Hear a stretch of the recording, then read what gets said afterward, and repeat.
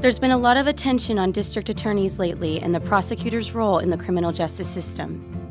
But you might not know all the things the DA does, the limits on the DA's power, and the ways the DAs have already been changing their approach to prosecution in recent years.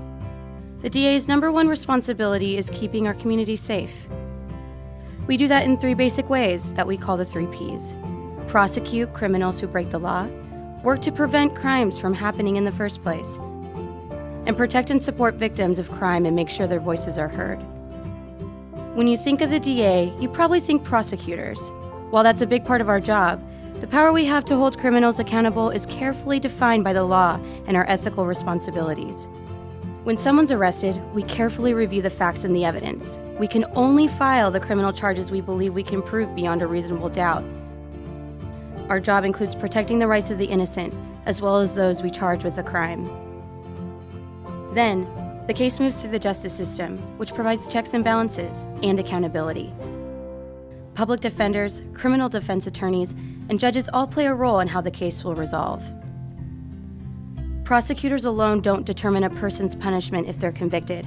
That's up to a judge and jury once we've proved our case. Our goal is always fair and equal justice for everyone, but also justice that's smart and reflects the needs of our society and the will of the people. As prosecutors, we also have the ability to give people second chances. That's why we work with special courts that steer people away from jail, still hold them accountable, but get them the help they need to break the cycle and stay out of jail. Help like mental health treatment, finding a place to live, or kicking a drug or alcohol addiction. We also support restorative justice programs that help offenders understand the harm that they've caused to a particular victim or community. That's one way we prevent crime, but there are lots of others.